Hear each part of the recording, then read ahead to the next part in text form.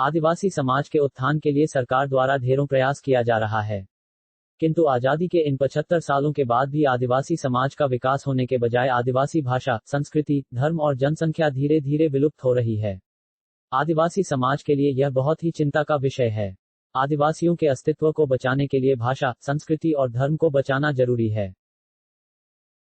आदिवासियों को बचाने के लिए सिर्फ जल, जंगल और जमीन बचाने की बात होती है, लेकिन आदिवासी भाषा और आदिवासी धर्म बचाने की बात कोई नहीं करता है। यह बात ठीक वैसे ही है जैसे पेड़ की जड़ों को उखाड़कर पेड़ की परतों की हरियाली देखने की कोशिश हो रही है। 22 दिसंबर 2003 को भारतीय संविधान में शामिल आदिवासी संताली भाषा को झारखंड राज्य में राजभाषा बनाना होगा, लेकिन अभी तक झारखंड राज्य सरकार द्वारा इस पर कोई पहल नहीं की जा रही है।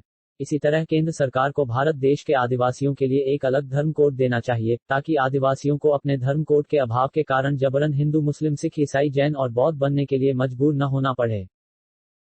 लोग कहते हैं कि माँ अपना बच्चा को दूध तभी पिलाती हैं जब बच्चा रोता है। दुर्भाग्य की बात यह है कि आदिवासी समाज को भाषा और धर्म बचाने की भूख ही नहीं है, किंतु संस्कृति बचाने के नाम पर नाच गाना, मौज मस्ती खूब किया जाता है। आदिवासी सेंगेल अभियान के चेयरमैन और पूर्व सांसद श्री सालखन मुर्मू, जो पारसी जितकारिया के नाम से भी जाना जाता है, ही एकमात्र आदिवासी नेता हैं जो संताली भाषा को राजभाषा बनाने और सरना धर्म कोड लागू करने की मांग को लेकर सड़क से सदन तक आंदोलन कर रहे हैं, जबकि बाकी आदिवासी नेता चुप हैं। आदिवासियों को पशु की तरह सिर्फ जल, जंगल और जमीन की ही जरूरत नहीं है, अपितु आदिवासियों को भी बिहारी, बंगाली, गुजराती और मराठी आदि समुदाय की तरह भाषाई और धार्मिक पहचान मिलना चाहिए। तब लेकिन आजादी के इन 75 सालों के बाद भी आदिवासी समाज के आत्मसुधार के अभाव और राजनीतिक विकलांगता के कारण आदिवासी अस्तित्व समाप्त होने के कगार पर पहुंच चुका है।